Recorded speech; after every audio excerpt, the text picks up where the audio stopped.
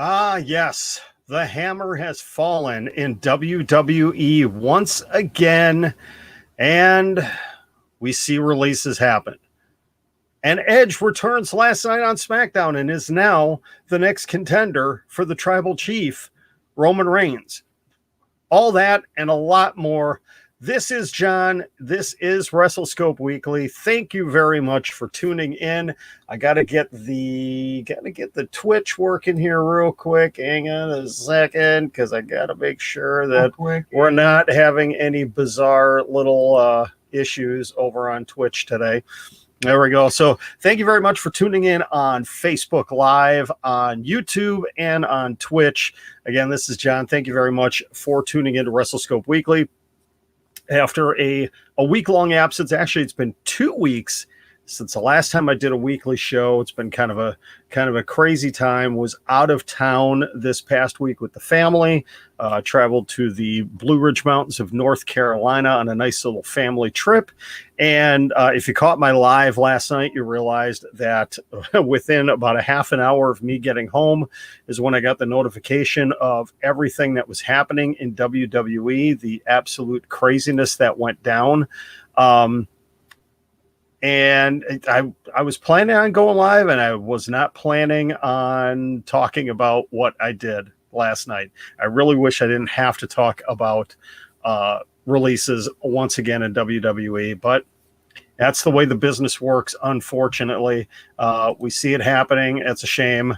The great Adam Pearson in the house. Adam, how are you doing, my friend? Good to see you, brother.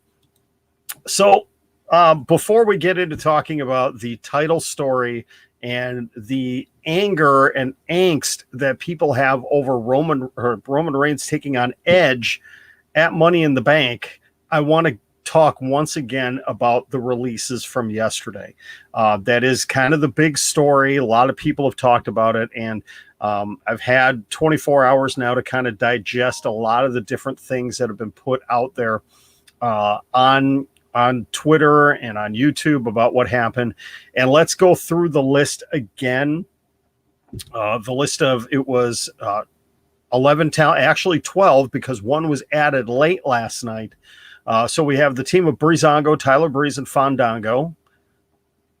Hi, Carol. How are you doing? Good to see you. So Tyler Breeze and Fandango, Tony Nese, Arya Daivari, Austin Gray, the team of Everrise, Chase Parker, and Matt Martell, the Bollywood boys, Sunil and Samir Singh, Marina Shafir, Kurt Stallion, Arturo Ruiz, and Killian Dane. Also released was, and I lost it already. Tino Sabatini has now been a 2-time release from WWE. He was released, then reportedly rumored went as a spy to AEW, was kicked out of there and was brought back into WWE, and I don't think ever made an appearance for NXT again. I don't know, but he's gone as well. So yeah, it was a tough day. It was a tough day, and there's been a couple of reports from Fightful Select, from Sean Ross Sapp over there. First of all, I want to address something that I talked about yesterday, and a number of other people have talked about as well. Fightful Select came out with the report that Nick Khan was kind of the one that was behind all of these releases and everything that happened. He called a meeting early yesterday and was behind all of this. Then Fightful came out with a new report that they had heard from that WWE sources had contacted them directly and said, no, Nick Khan was not the driving force behind all of this. So give a lot of credit to Sean and the folks over at Fightful that, they corrected themselves when they were corrected by somebody else. And they were on top of all of this yesterday. There's just so much that I could get into right now. Obviously, the folks over at PW Insider, Dave Meltzer has had stuff out there, so many others. There's just a lot to break down here. But what I want to talk about is a couple of things here. And Yep, please go ahead and get your comments in as long as they are appropriate. I will be posting them up here. Yep, very sad to see Killian get released. Yes, I'm sure he will return to the UK indie scene. Boy, Killian Dane versus Nick Aldis for the NWA title would be very, very interesting. But I do want to talk about these releases for a minute because a number of other people have talked about this as well. And I agree with this 100% that everything that's happened over the last couple of months with WWE is a direct effect of what they did 2 years ago when they were just starting to scoop up every talent that they possibly could, signing anybody and everybody for the sole reason, even though they will never openly admit it, they were trying to keep talent away from AEW. And so they were swooping up everybody, and they were offering some pretty lofty contracts for a number of different talents. We had heard the stories about what the Good Brothers were offered before they ended up leaving. And we now know what Braun Strowman, his contract, what he was getting paid. And Tony Nese is one of the guys that was released yesterday that was signed to one of those bigger contracts to keep him around. But now you're at a point, first of all, you've got somebody in Nick Khan who is trying to look at the bottom line here. And he may not be directly behind all of this, but ever since Nick Khan was brought on as the president of WWE, a lot of changes have been happening. And I'm not saying it's his fault, quote unquote, that people are getting released.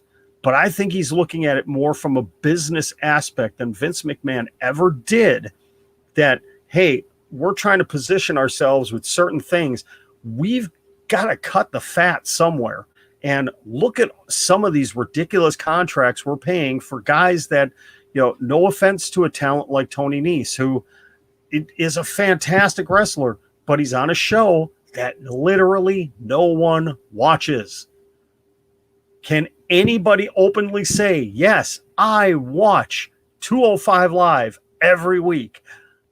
I think I've watched one episode of 205 Live because I forget that it exists. I forget that it's there. Okay, I'll admit that. But there's a lot of great talent there. And now with these releases, they are left with 5 men on that roster. And I talked about this last night. One of them is Brian Kendrick. And he's a producer for Smackdown. He's not even wrestling right now. So realistically, they're down to 4. Bring those 4 talent over to NXT. Just kill 205 Live, which they've effectively done. But again, going back to what I was saying, this is all a direct effect from the signings they made, and they've got to release these talents now. And unfortunately, people can easily say, we said it with the last round, oh yeah, all these guys, they'll end up in AEW or MLW, Ring of Honor or NWA or New Japan, they'll be fine. How many more of these people can really get signed on by other organizations? Can AEW really bring in that much more talent? They've got a lot of people on their roster right now. And yes, they have another show that's coming up. Yes, they're doing great with Dark Elevation and Dark. But how much more talent can you really add on? On the women's side, yeah, maybe they could. But on the men's side, no offense to NWA, but they really need to improve their product if they want to bring anybody else in. Impact Wrestling, I think once they start bringing fans back in at Slammiversary, and if they start doing that a little bit more, they've got to start. Impact Wrestling has got to start doing things to separate themselves away from NWA. Because the way I look at the world of wrestling, and this is just my personal opinion, you've got in the United States, I'm not going to include New Japan, you've got WWE all by itself, AEW in a definitive second. I would actually put Ring of Honor number 3.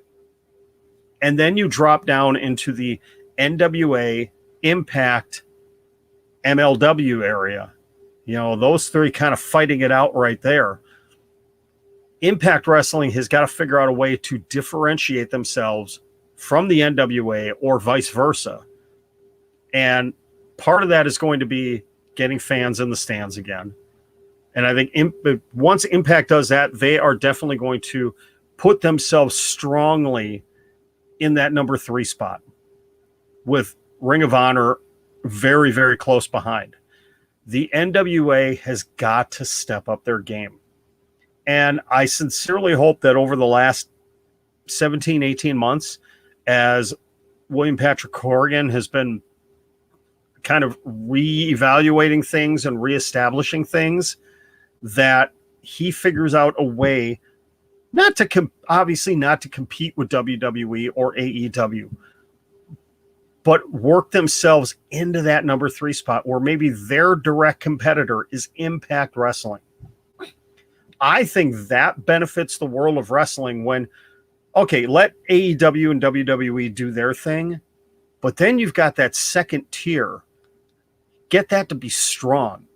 If you get strong elements with Ring of Honor, Impact, NWA, and MLW, imagine how great that is for the fans and for the wrestlers when you realistically, for the first time since the territory days, you've got multiple different options away from the big dog, from WWE. Me personally, as a fan, I would love that. I would love to be overwhelmed with quality wrestling shows, both on television, on YouTube, or on the internet, and live, that I'm trying to decide what I want to watch. Not just the big 2 and then, trickling down here. But maybe that's just a pipe dream. But again, right now, it's a little hard for some of these talents. Some of them, you still have Tommy End, Aleister Black out there. He will get snatched up most likely by AEW if WWE doesn't bring him back into the fold. That was a story from about a week ago that there was talks inside after Samoa Joe was brought back that Aleister Black could be brought back into the fold. I'd rather see him go elsewhere because they really misused him on the main roster. I don't want to see him back in WWE unless they're going to do something good for him. The talent list is just so ridiculously long of great talent that is out there now on the free agent market that will be available sometime in the next 30 to now 90 days. That, again, the end of August is going to be really interesting with that big group that got released that will be available to sign elsewhere. All right, a couple of comments here real quick. Yeah, the pipe bomb. Yeah, Vince could be a millionaire, was a millionaire that could have been a billionaire. And we'll talk about the product in itself. Yes, a lot of the hiring decisions have been atrocious, and I only want to take just a brief minute to talk about this. And I'm going to apologize. I don't remember the name of the young lady that was a writer that was on the podcast and got fired. I don't want to say anybody deserves to be fired, but when you are working for a company like WWE, why on earth are you going on some podcast and saying, yeah, I was brought in and I don't know what the heck I'm doing. I don't know anything about the product. That proves right there that maybe this person was not the sharpest knife in the drawer, okay? To be perfectly honest.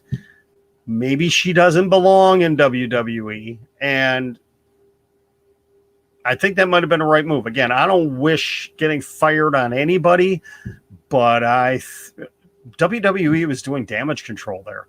She went out there and publicly made the company she's working for look stupid with her comments. And if you haven't seen, I didn't hear the podcast, but I saw the direct quote from her, and it didn't make her look bad. It made WWE look bad. But yes, hiring decisions. I don't know. Yes, I know. Trust me, I know, because I have looked at that job description before.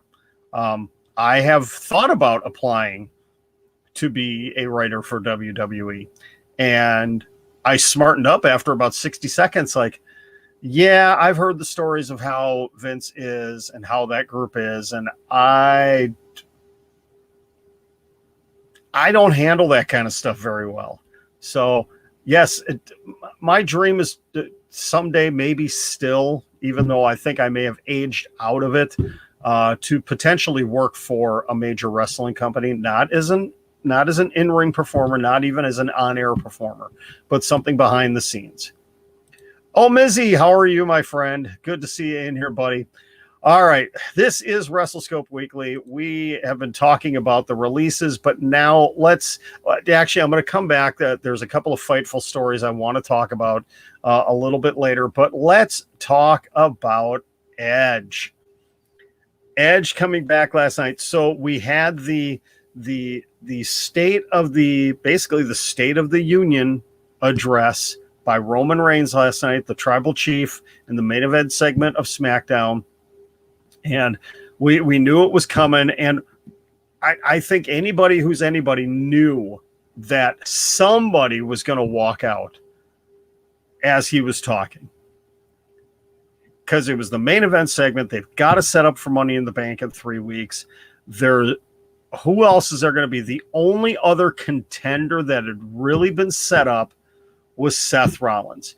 And if things play out the way I think they're going to play out, Seth Rollins making that plea with Adam Pearce and Sonya Deville last night is going to lead beautifully into a SummerSlam, something at Money in the Bank, maybe not a match, but something that's going to happen, and then a match at SummerSlam. So a lot of people have been talking about this guy right here. Lucas mentions him. Yep, John Cena. We all know it's pretty much a given right now. John Cena is going to be the challenger for Roman Reigns at SummerSlam. It has not been 100% confirmed, but man, there has been enough substantiated rumors and talk out there that it's going to happen. And I'm actually going to pull up something here real quick, because it's going to kind of lead into what we're talking about here. But I loved the fact, I don't think anybody was expecting Edge. I really don't. And there have been so many people from the moment it happened through today that have been so negative on this. I've seen so many main wrestling YouTube channels and Twitter content creators that have been ragging on this all day long. Well, he had his shot. He was stacked up at WrestleMania. He had his opportunity. But remember, continuity here. He was supposed to have a one-on-one. He won the Royal Rumble to get that one-on-one shot. And Daniel Bryan got in there. I'm not going to say Daniel Bryan weaseled his way in or anything else. I actually kind of like the fact that it was Daniel Bryan in there with them. I was surprised that Daniel Bryan wasn't the one that took the pin. And Edge has been off TV for a couple of months. This is the perfect time for him to come back and say, hey, I never got my one-on-one shot. When it comes to the Royal Rumble, you are in the main event challenging for the title of your choosing, and I never got that one-on-one opportunity. And I'll be damned if I'm not going to get it now. And he's gotten it. WWE posted it. It was confirmed. They had a picture of Edge confronting Adam Pearce and Sonya Deville at some point in time last night, that Edge is now confirmed to be challenging Roman Reigns at Money in the Bank for the Universal title. And I think it's a great decision because, one, you've got the built-in storyline. You've got the built-in storyline where Edge did not get his one-on-one shot. And this is going to lead into when Roman Reigns beats him. All right, early prediction. Roman Reigns is going to defeat Edge at Money in the Bank. Could Seth Rollins get involved? Maybe. I certainly hope not, because that will kind of screw things up a little bit. I want Roman Reigns, if there's any outside interference, let it be from one of the Uso brothers. But I want Roman Reigns, if he cheats, let it be using a weapon that he's not supposed to and not somebody else getting involved, and let him beat Edge. Because what that's going to lead to is, again, Roman Reigns coming out on that next Smackdown, which would be July 23rd. He's going to come out and talk about, I've beaten them all. You know, I've beaten everybody you've thrown at me, and I just beat a Hall of Famer, a legend. Who can't I beat? And then that music hits. John Cena. Now, John Cena may actually show up on July 16th, and he may come in and say, listen, I've got history with Edge. I have history with you, Roman. You have to think back to when Roman Reigns got cut down by John Cena, told him, hey, kid, it's a promo. You got to learn how to do it. There's history there. John Cena could come back and say, listen, I've been gone. I'm back. I want a shot at the winner of this match at SummerSlam. I kind of hope they don't do that on the 16th. I'd rather him come out and directly challenge Roman Reigns, because I don't want John Cena to take away anything from what will be the final build for Edge versus Roman Reigns. I don't want him to take anything away from that. And you have to think that Edge versus Roman is going to be the main event. Oh, maybe it won't be. Oh, it's Money in the Bank. Maybe it won't be the main event. Interesting. Actually, I wouldn't have it be the main event. I'd have it in the middle of the card, honestly. I'd have the men's Money in the Bank match main event that pay-per-view. We shall see. A couple more comments here. Let's see. Yep, Lucas, you were happy it was Edge. Well, you're one of the few. You're one of the few. And yes, I do believe that Edge was hurt coming out of WrestleMania. That's why he was gone. But you've got the storyline built in right there. You could do it that way. Honestly, depending on my week this week, I actually wouldn't mind doing a fantasy booking of basically from now through to SummerSlam and maybe even beyond, because something's going to end up happening. I think a lot of people are speculating that Seth Rollins is going to interfere in the Edge versus Roman Reigns match. I don't think that's going to happen. I really don't. I think it'll be on that following SmackDown where Seth Rollins will be, Edge is going to come out and talk about, hey, I gave it my best shot, whatever, and Rollins is going to come out and cut him down. And that's going to set up to the SummerSlam match. That's kind of how I hope it goes. And imagine the promos between Edge and Seth Rollins. That would be pretty doggone good, wouldn't it? It absolutely would be. I would enjoy that. I really would. All right. Let's see. Lucas with another one. Is that true that Roman doesn't like being in the mid-card? Maybe that is the opener. Maybe you open big. Maybe that's what you do. I don't know. That would be an interesting take too.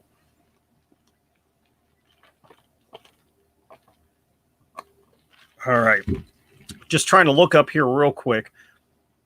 Oh, here's the other thing I want to talk about. And, I talk about Sean Ross Sapp and Fightful Select, but you guys need to follow Andrew Zarian on Twitter as well. This guy has come out of nowhere in the last couple of months with the Mat Men podcast, and he's nailed a lot of stuff on Twitter and on YouTube. And one of the latest things that he's talking about is the WWE draft. And it's been confirmed that it will be taking place August 30th and September 3rd.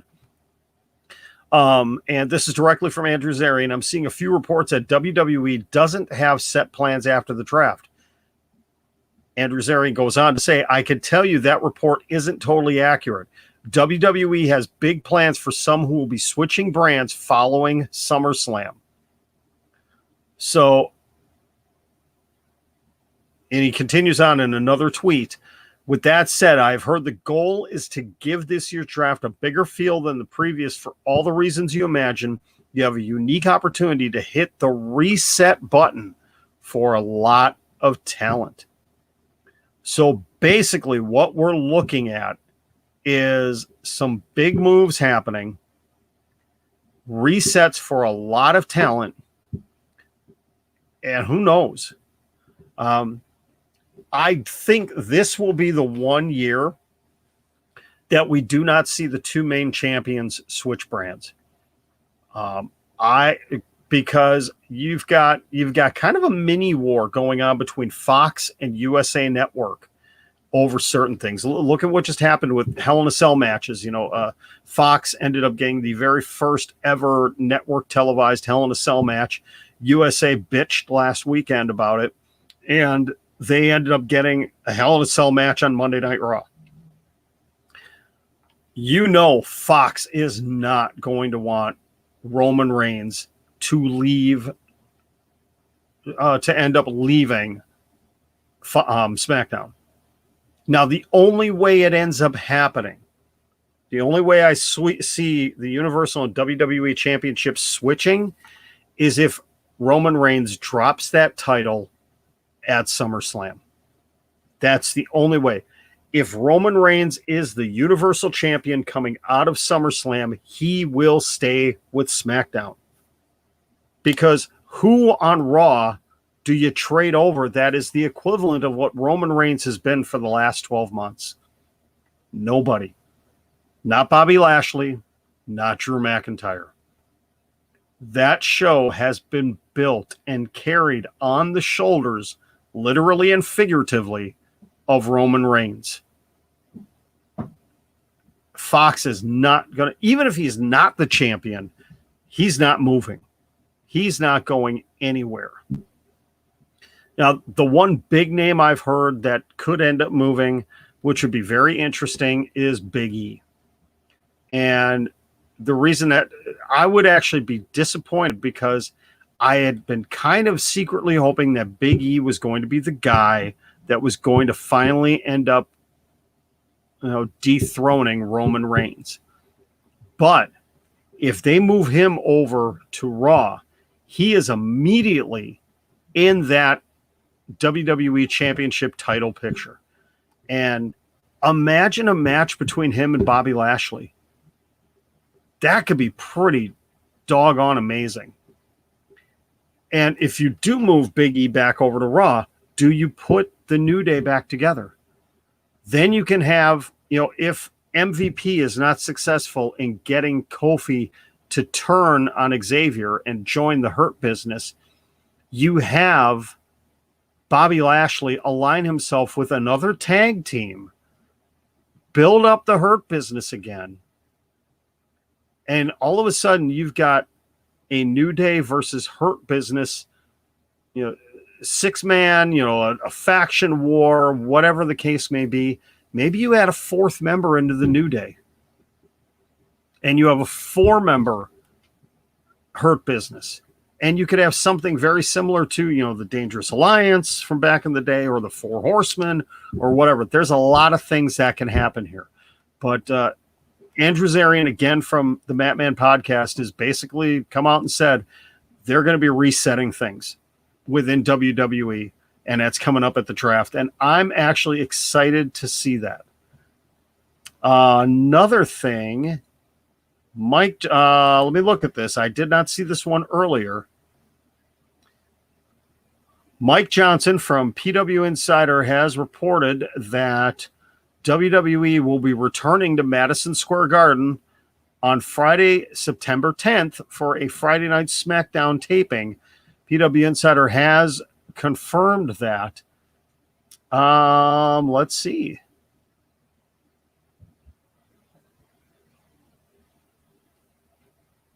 AEW is going to be running Queens, New York in September. So let's see. Andrew Zarian says in a tweet, guys, listen, I know some people are having a hard time with this, but WWE did not book MSG to stick it to AEW. This was in the plans for a very long time. I was told sometime in December that WWE was running the Garden in early September. Not every move that the WWE makes is a direct shot at AEW, okay? It's just not how it works. You'd like to think so. Again, I don't think Vince McMahon really cares about AEW. I don't think he recognizes it, notices it, cares. There may be other people within the company that are secretly kind of looking to see what's happening. Oh, I like this one. And I'm going to actually, let me see if I can share this one. Yeah, I don't normally do this, but I got to do this one because I think this one I like this one right here. Oh dear. That is annoying. I don't like that. Oh, there we go. Now we got to kind of stop. So heel pops chair shots. The Mad Us wrestling fans deserve the match we will never get.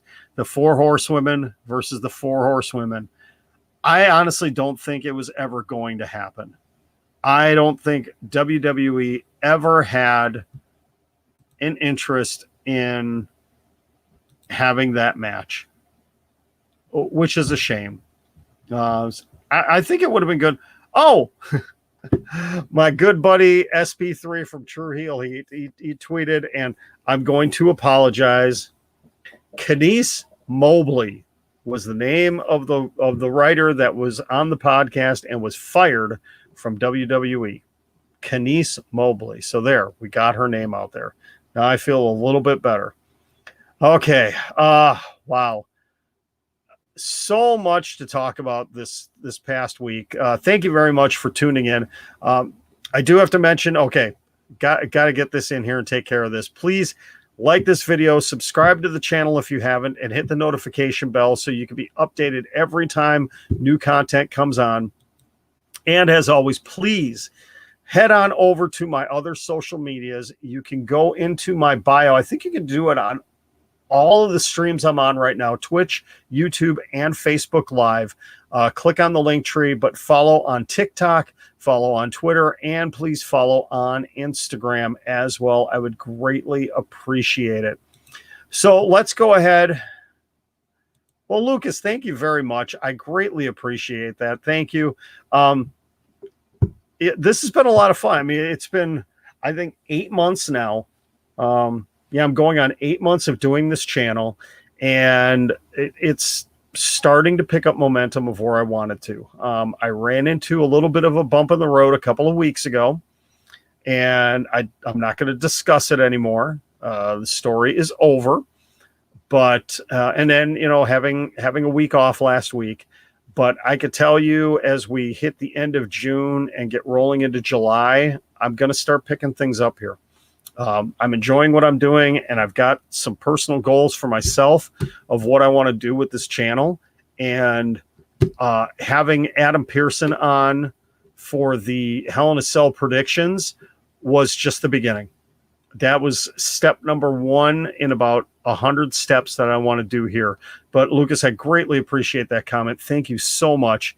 That really does mean a lot to me. It really does. Thank you. I just mentioned Bobby Lashley a couple minutes ago, and I want to talk about what happened at the end of Monday Night Raw.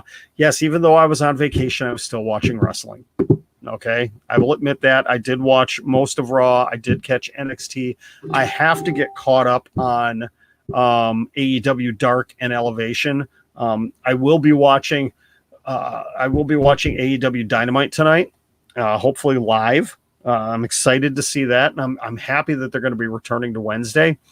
But I want to talk about that main event segment with Bobby Lashley. And it was so exciting to see Xavier Woods get a main event slot and take on one-on-one the WWE champion, even though it was in Hell in a Cell, and we pretty much all knew that Bobby Lashley was going to beat him. Xavier Woods was given his opportunity to show what he can do. He was put into a singles main event spotlight against the champion. Something that, and I know the word deserve has been used a lot over the last year, but he definitely deserves it. The guy is a great talent. He is just an amazing athlete in the ring. Does so many other things outside of the ring as well. Is just a fantastic person. And I was excited to see him get this opportunity. And he didn't disappoint, honestly. Xavier Woods did not disappoint. He did everything that anybody could have ever hoped. He actually even got a couple of pinfall opportunities against the champion, but Bobby Lashley was just better at the end of the day. But the ending segment, I loved it. When MVP, I almost called him Paul Heyman, when MVP entered the ring and locked it from the inside, trapping Xavier Woods in there with Bobby Lashley, and Kofi was on the outside.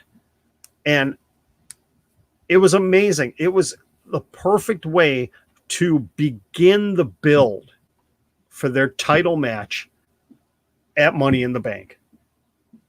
I could just imagine what's going to happen next week. I mean, Bobby Lashley has already brutally attacked Kofi Kingston's friend and tag team partner. What's going to happen next week? How is Kofi Kingston going to be able to react? Unfortunately, again, if there was a Hurt Business, if there was another team there, Kofi could go in against another member of the Hurt Business. But right now, there isn't. Maybe that changes in the next week or two. I don't know. But it was a great way to build this, and we're starting to get to see a different side of Kofi Kingston. And he brought it up. If you saw the video that he did that was posted by WWE after the show, where he even said, you see me dancing and pancakes and everything else. That's not the guy you're going to get at Money in the Bank. That's not what you're going to see there. You're going to see something totally different. And that's what I want to see from Kofi Kingston.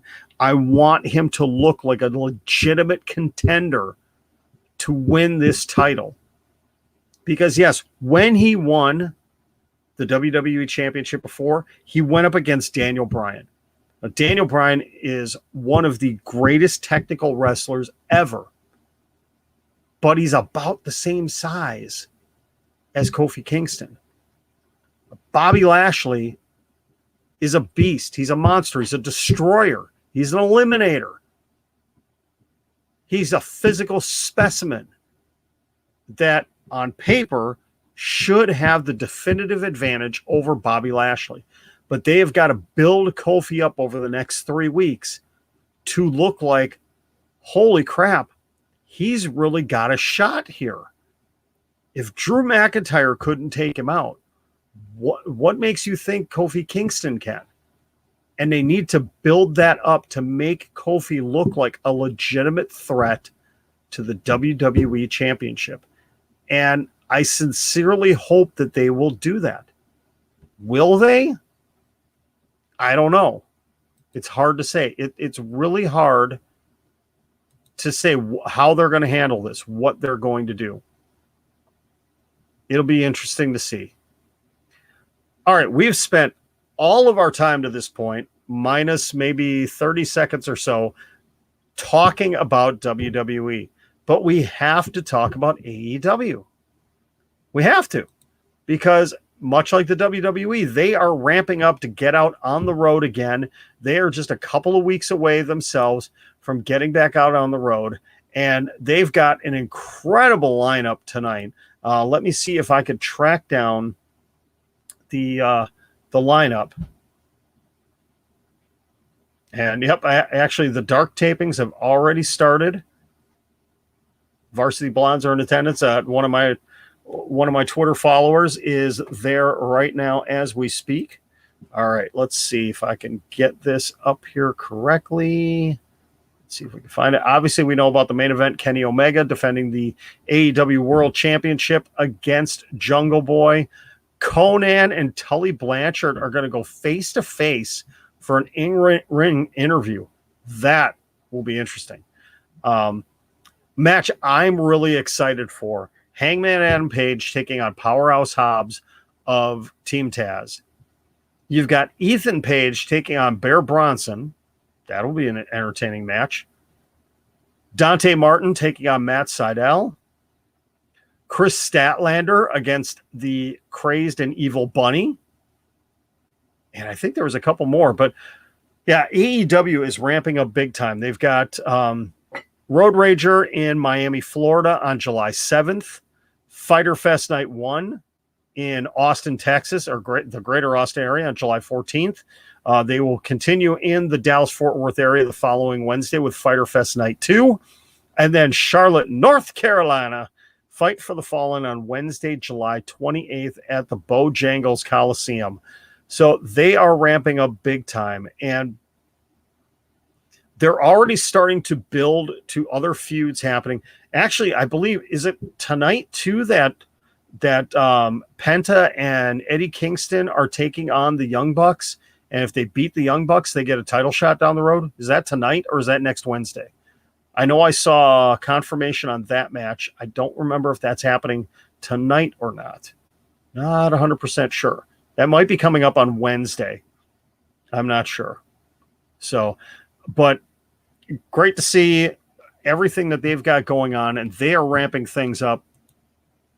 Yeah, this is going to be the breakout match for Jungle Boy. This is not the last time that Jungle Boy Jack Perry is going to challenge for the AEW World Championship. Maybe as far as Kenny Omega being champion, yeah, I think it could be, but moving down the road, he will definitely be a contender for many, many years. I actually see maybe starting in 2023, late 2022, early 23, it'll be a feud between MJF and Jungle Boy. Those two will be the John Cena Edge. They will be the Rock Austin. They'll be in that feud. Oh, here we go. Yes. Yeah, I was wrong. It's Wednesday night. It's the Bucks taking on Penta El Zero Miedo and Eddie Kingston. I'm sorry. He's still Pentagon Jr. to me. Always will be. That's going to be on Wednesday. That's going to be a phenomenal match. I love that. But yeah, I'm excited for Dynamite tonight, which kicks off in an hour and 15 minutes from now. So I will not be going super long with this because I need to eat dinner, get a few things done before the show starts tonight. All right. Let's see. Let's do this. We got a little bit of time here. Let's open it up in the comments for an Ask John Anything. Can be wrestling related, can be whatever else. Ask me anything at this point in time. Would greatly appreciate it. If you're watching this on replay or if you're listening to this on the audio podcast, I always forget to mention the audio podcast, folks.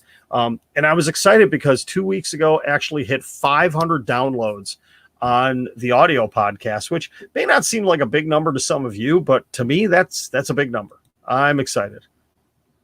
What am I having for dinner? My wife is making spaghetti with homemade sauce. Now, that may not sound very interesting, but I mean, just coming back from a week-long vacation, that's just the way it is.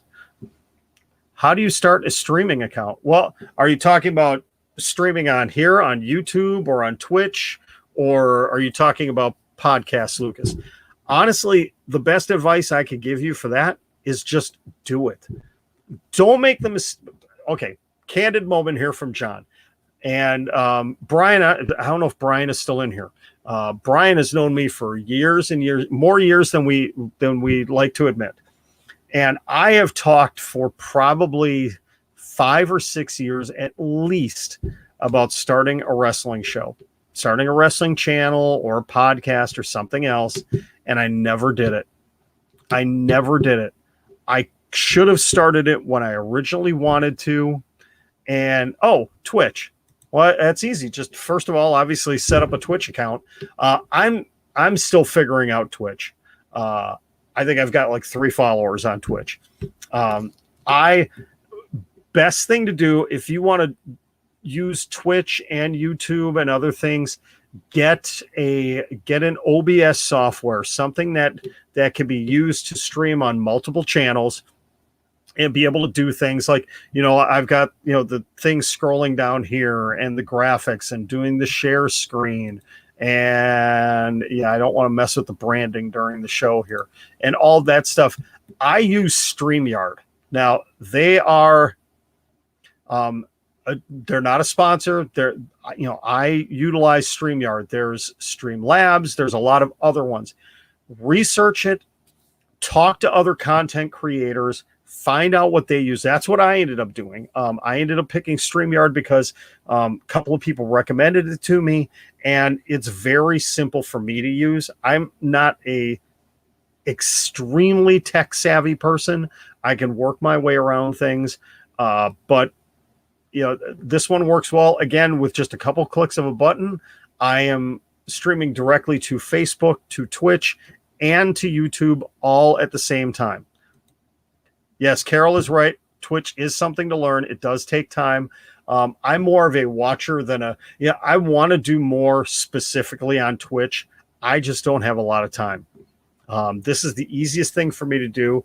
And the way I figure it too, the more content I put out there on Twitch by doing this, it's easier to do. And Carol, we know other people that use StreamYard too, and it works out very well for them. Can you? Yeah, you can stream video games with that. I believe so. You should be able to do that. It's actually, I think it's one of the featured ones when you go to, let me see if I could figure it out here without screwing up my feed. I think in one of the things under stream managers on Twitch on their dashboard, there's certain downloads that they recommend that you can utilize. And Carol is saying, yes, you can. And I trust Carol. There we go. Okay. So again, they are not a sponsor or a partner of me. It's just the format I use. And the nice thing is StreamYard, you can use their free platform. I utilize one of their paid ones simply because I like going in and being able to record things sometimes and save them and be able to utilize all the different graphics and everything. And without the paid module, I can't do that. So, that's right now the one and only thing I pay for as far as this. And it's not that expensive. It's actually not that bad. It's definitely been worth it for me. When I can start monetizing this, it'll be even worth it more. Yes. But we're a ways away from that. So, but yeah, Lucas, definitely just go out there and start doing it. Don't worry about, look at my background. I mean, I got a mess here. I don't have beautiful lighting and everything else. It's a disaster zone here. It's a mess here, and I don't care. I do have my backdrop. Eventually, I'm going to get this fixed and make it look even more studio-like. I do have to upgrade my camera. I'm on my second camera, and I'm not really happy with it. The quality is good, but I've got to work on positioning where I want my background to be just my background and nothing else, that you can't see anything else. And I'm working on that. So, but, let me talk about this. Nobody asked about my trip. Wow. Guess you guys don't care. I'm kidding. But I do want to give a shout out. I talk about him a lot on this show.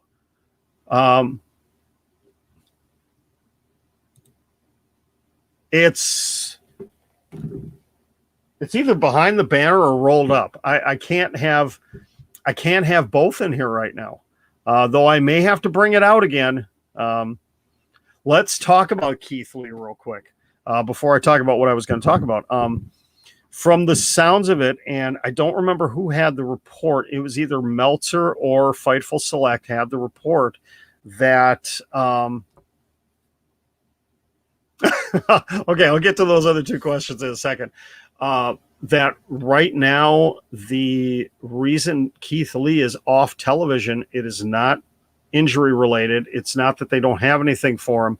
It sounds like it could be a copyright issue because WWE is trying to copyright the name Keith Lee. Keith Lee attempted to copyright it himself, and whatever court it was deemed that Keith Lee did not provide enough paper documentation on it. So WWE has until, I believe it's the end of September, to basically prove their point and win the trademark battle. If not, it goes back to Keith Lee. So there's the potential we may not see him on WWE television until this fall. And I hope I'm wrong. And if that's the reason they're keeping him off of TV is because of naming rights, that's just awful. It really is. Okay, so I got the question for, well, let's go to Lucas first. Where did I go on my trip? We went to the Blue Ridge Mountains of North Carolina, so southwestern North Carolina. Absolutely beautiful. I will be posting pictures as soon as I can download them off our camera. I'm probably going to work on that tonight while I'm watching Dynamite. I will put them up on my personal Instagram page. I may link it. I may link it too on my on the WrestleScope page. But we went there. Absolutely gorgeous area. I've never been to the Carolinas before. So went there, stayed in this nice, it was basically a house that we rented on VRBO. And let me state something here.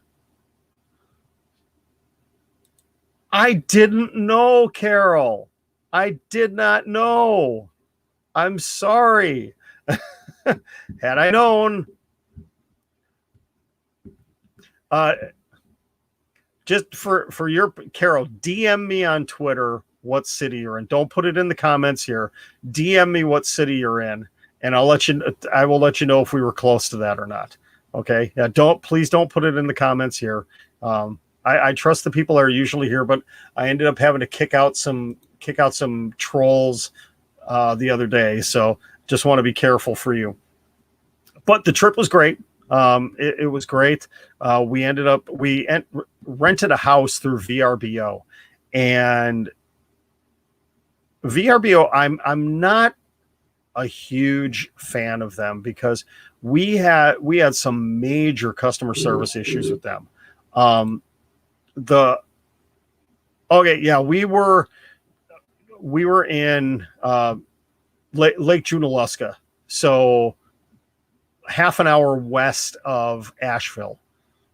We had talked about heading in that direction. I'm not going to say specifically, but we were talking about heading in that direction. But it was just it didn't work out for us. Next time we go, but we're hoping to actually return again next year and have a little bit of a longer trip and head to the eastern part of the state. Go to the ocean. Your city, Carol, your city is one I definitely want to go visit. But I was excited that we got to Asheville. But VRBO, they have a lot of offerings there, but their customer service was terrible. The hosts, the property owners were fantastic. They were amazing, and I would recommend them to anybody that wants to go to the Lake Junaluska area. Definitely, I'd be happy to share privately the information of where they are and who they are. They were absolutely fantastic. Loved them. 10 out of 10 rating for sure. Interesting thing that we had happen. And let me see if I can pull this up real quick. No, I don't have it on there. No, I will have to. I'm going to do a major no-no. And I'm actually going to pull up a picture on my phone, and I'm going to see if I can show it to you guys. One of the funny things that happened to us, we were out driving, and it was my oldest daughter, my oldest son, and I. We were driving. We were trying to go to a Goodwill to look for something, and we were going down just this old, country road by this dam. And let me take your comment off here real quick, Carol. And we came across this dog, and I don't know how well you can see him. It's not the greatest picture, but right here, beautiful dog, just walking down the street by himself. And he had a collar on, but no tags. I told, my daughter was driving at the time. I told her, hey, pull over, because he's just walking right down the middle of this back road. And I hopped out of the car, and as soon as I did, he came bounding over, and it wasn't, coming over to attack. He was the friendliest dog ever. He came right up to me, let me pet him. I was talking with him, looking at his collar.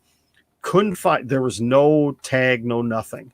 Like, all right, and he was a little wet on his legs, but we were right down the street from the stream and the dam, so we figured he had just been in the water there.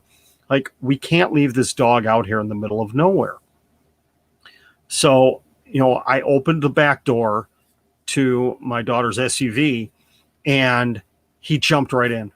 He just jumped right in and sat next to my son like, all right, this dog is super friendly. So we drove a quarter mile down the road to where this dam was, where this park was, and talked to a couple people in the park like, hey, have you seen anybody looking for a lost dog?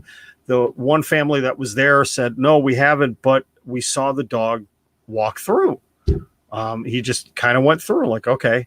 So I, started searching around on my phone. I tried calling the local highway patrol. Nobody answered the phone. That was a little concerning. I wasn't going to call 911.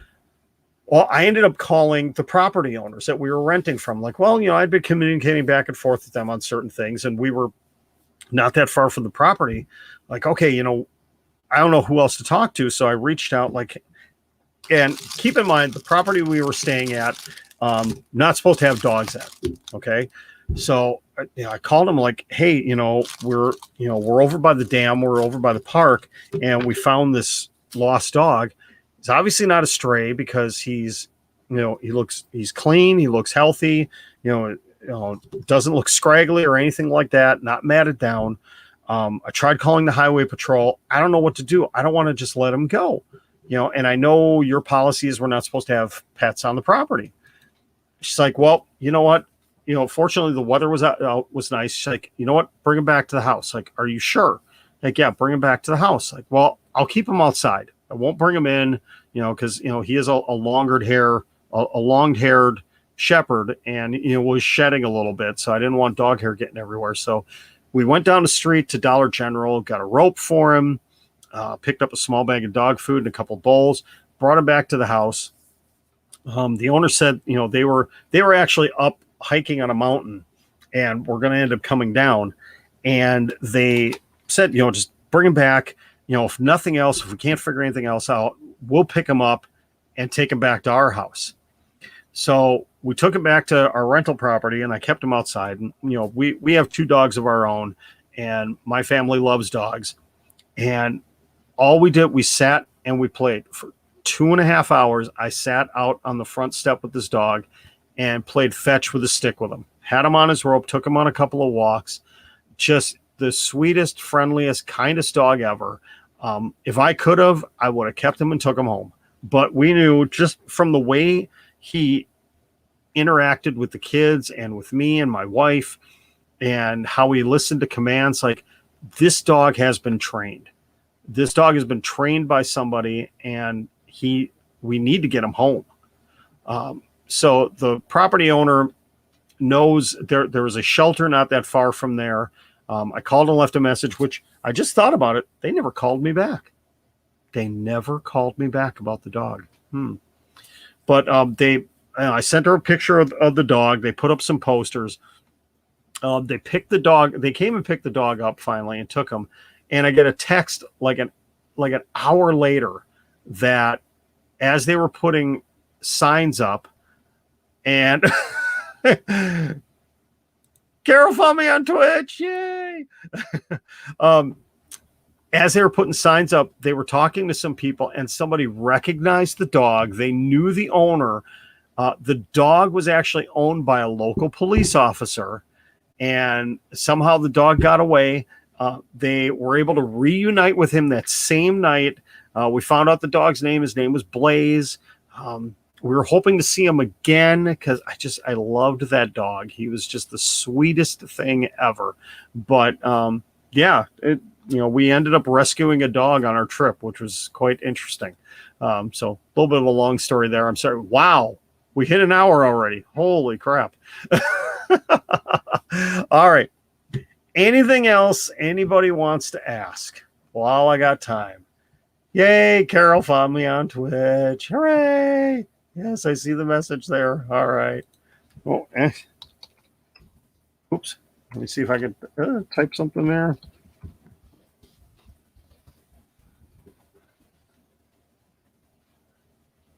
All right. Okay. If nobody else has anything they want. Lucas has another question. I have two dogs. One is a lab mix. We think she's actually part pit bull as well. The other one is an American bulldog, and he is a pain in the butt. 8 months old and is just a gigantic pain in the butt. No, he's a puppy. He acts like it. So Carol has two dogs too. Nice. Yeah, we are definitely a dog family here. But yeah, I fell in love with that dog, and I hated, we put him on the back of a golf cart for the owners to take him home. And, it was sad seeing him drive away, and I was hoping that his family was going to be found. And I was really excited when I heard that he was. The owner was going to try stopping by, and I really wished he would, because I would have loved to have seen the dog one more time, or at least talk to the owner, but it didn't work out. So that's okay. But Blaze is back with his owner. He's happy. He's home. And I have the one picture of him to remember him by. So that's one of our funny memories of our trip. Oh, what I want to talk about on the way back, we decided we made the 12-hour drive, the 11.5-hour drive from Milwaukee to Lake Junaluska in one day. And I would recommend never doing that again. We'll definitely break that up into 2 days next time, but we decided to make a couple of stops on the way back. And there were some things I wanted to see. And one of the places I wanted to go was in Lexington, Kentucky. And if you follow Sean Ross Sapp, he mentions this place a lot. It's called Toy Headquarters in Lexington.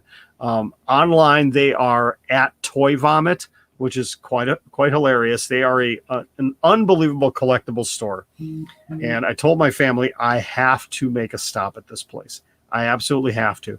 And I tried desperately to hook up with Sean Ross Sapp. He had mentioned to me once on Twitter that, if you're in town, let me know. Yes, Lucas, I do know where Hayward, Wisconsin is. It's way, way up north in Wisconsin. And Carol, I'm getting to it. Did we get anything at Toy? Well, let me tell you, I easily could have dropped way too much money in that store. Oh my goodness. I was just overwhelmed with everything that they had. And there was one thing they had on their website that I knew I couldn't buy, but if things turn around in the next couple of weeks, I'm not going to say what it is because I don't want somebody else to buy it, but it's an item that would be the kind of the creme de la creme of what I have in my collection. My collection isn't huge. I've got a number of different figures. I've got my Al Snows and my Mick Foleys, and I'm starting to collect some Ted DiBiase stuff, and obviously the Alexa Bliss things. But this is one. And if you know the backstory of this guy and the fact that not that many figures were ever made of this guy, even though he was one of the most popular wrestlers of the middle to late 1980s and going into the early 1990s, And I found this one in their case, and it's in absolutely beautiful condition. I wish it was still in the original package, but it's not. This is from 1988. Yep, this is a 1988 LJN Ricky the Dragon Steamboat. One of the only LJN figure ever made. There was one Jakks figure made for Ricky the Dragon Steamboat. I believe, and I could be wrong, I believe over the course of his career, only 3 figures were ever made for Ricky the Dragon Steamboat. And I saw this one in the case, and I didn't want to ask how much it was. I didn't want to ask. I was shocked when they told me that this guy, in absolutely beautiful condition, there's only one small blemish on the back here. Everything is just in pristine condition for the most part. $20. That's it. $20. It was a steal. And everything was 20% off in the store too. So actually, technically, I got it for $16. I did end up dropping $40 in the store, which my wife wasn't thrilled about, but I had my kids with me, so I had to buy some other things. We hit their $5 clearance table. That's what we did. What did my kids get? My one son, my littlest guy, got 3 older Matchbox cars. 2 of them were Batman, and one was, I think he ended up getting the Scooby-Doo Mystery Machine, still in the package. One daughter got a Spider-Man Funko Pop. The other daughter got a Violet, I forget what show she's from, Funko Pop. And then my one boy ended up getting, what did he get? It was like an Iron Man. It was like an Iron Man gun with a war machine that you could shoot, a war machine figure that shoots. So yeah, we dropped $40, which wasn't bad, but I'm telling you, I easily could have, if I walked in with a stimulus check, I could have burned that entire stimulus check very easily in that store. It was just overwhelming, everything that I saw. And it's not a huge store, but I mean, it's well laid out. It is. I've been in a lot of collectible stores that are just a hot mess. These guys take pride in what they're doing. It is a well laid out store, beautiful items. Yeah, that's why you don't go to places like that. You end up, when I told my wife I spent $40, she wasn't happy. Like, listen, half of it was on this one figure that this is, I have never owned. Ricky the Dragon Steamboat is my all-time favorite wrestler.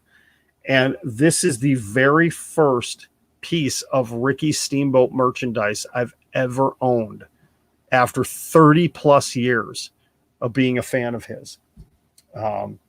Just absolutely incredible. He's the one guy on my list that if it comes down to, if somebody ever came up to me and said, you could meet and sit down and talk to and get a picture and an autograph with any wrestler ever, who would it be?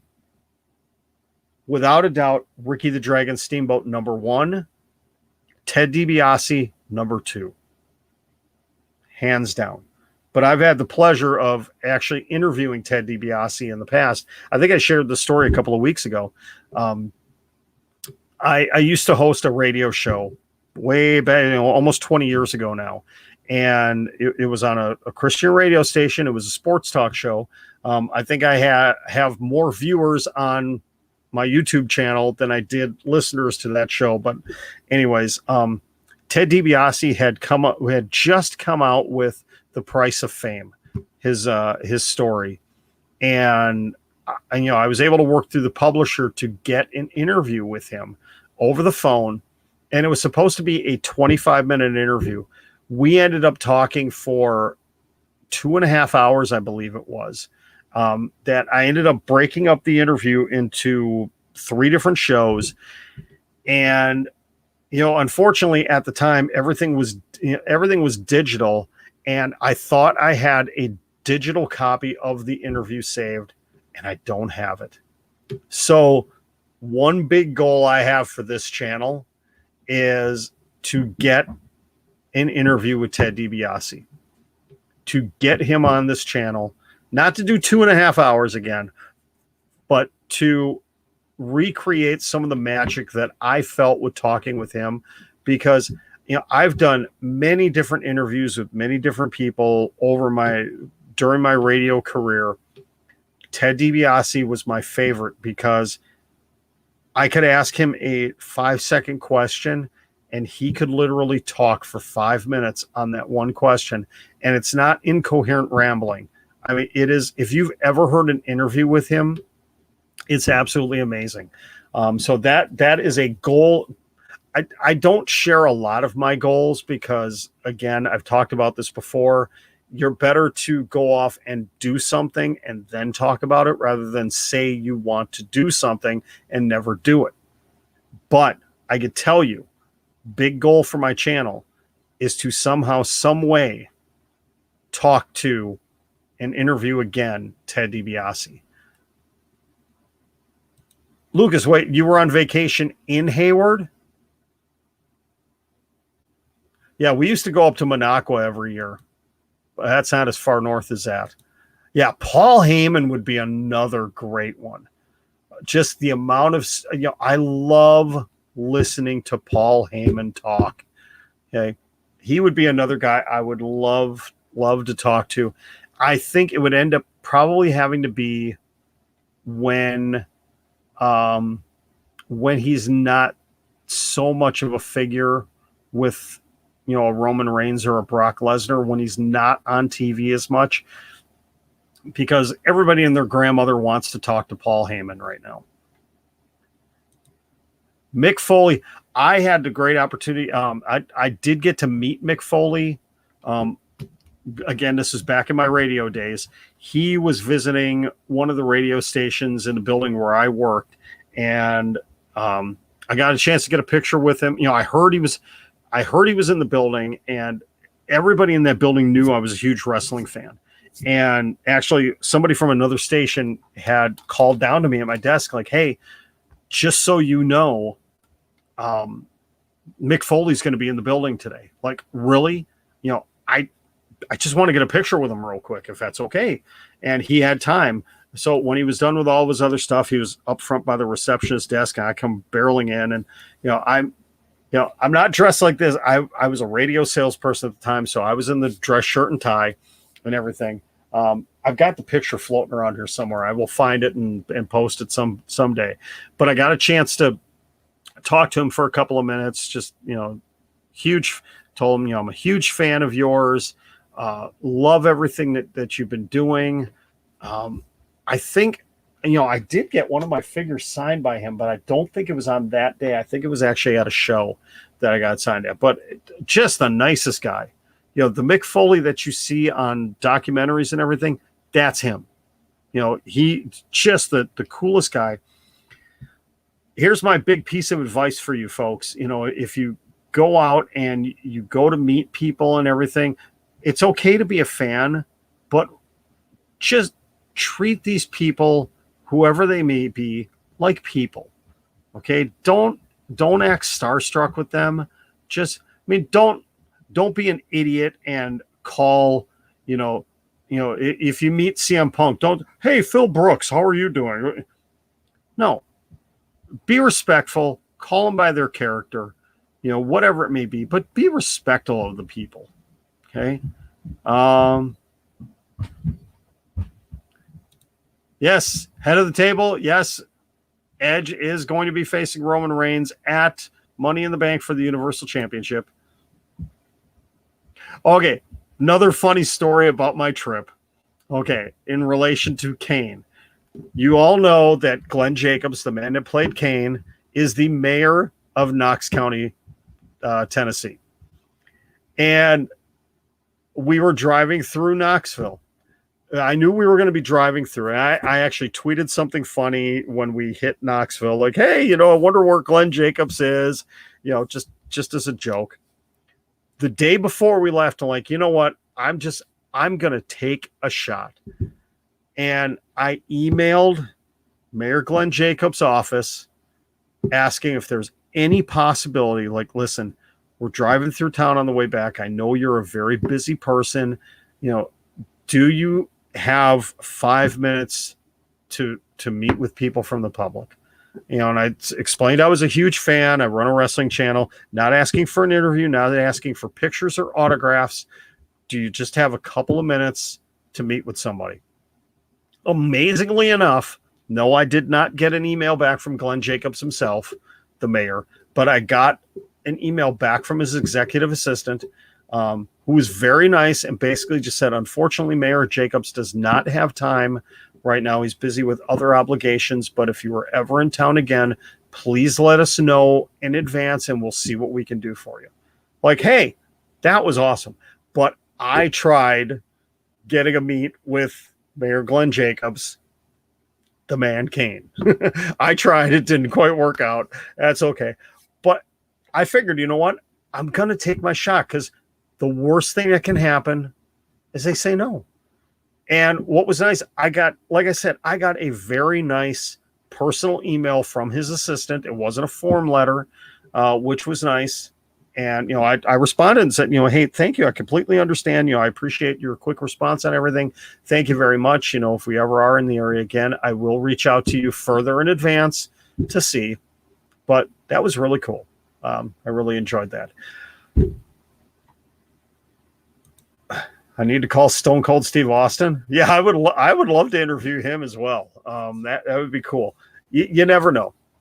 Well, thank you very much, everybody, for tuning in. This has been fun. The last 15 minutes have been very interesting, as usual. when we open up the Ask John Anything, it gets a little crazy, but had so much fun. I do want to get out of here because I want everybody, if you're going to end up watching AEW Dynamite tonight, to have time.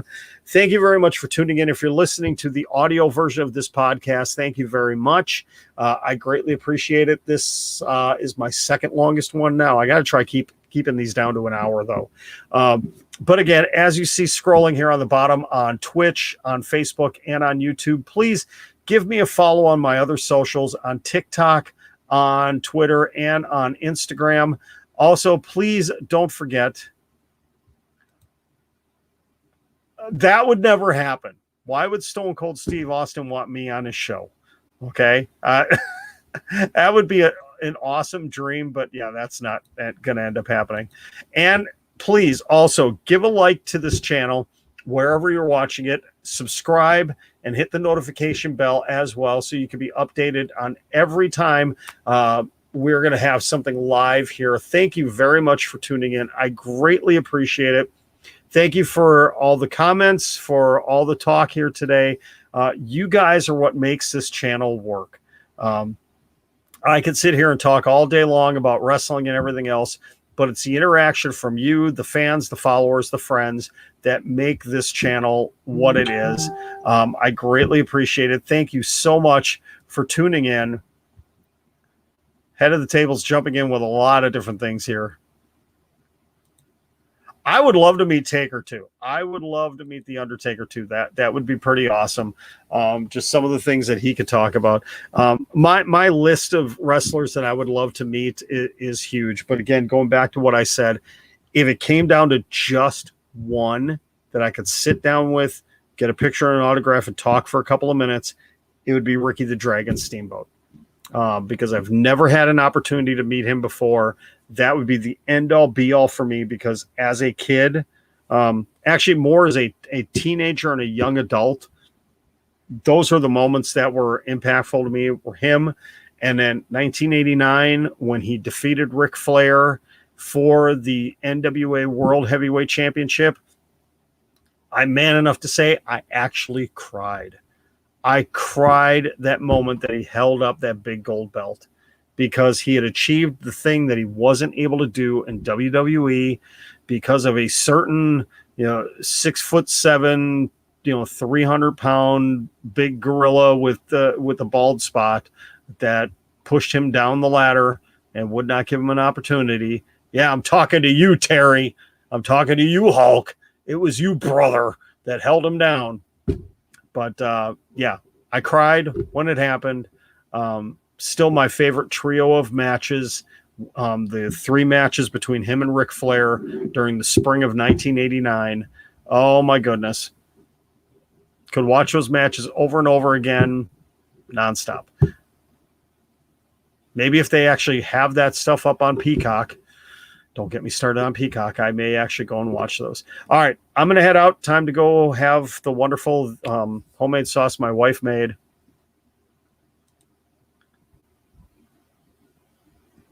Wait, when who returned? When it? Are you talking about Edge? Was it Edge? Not it? You cried when the clown from It returned. I'm sorry, Lucas. I'm just making fun of you there.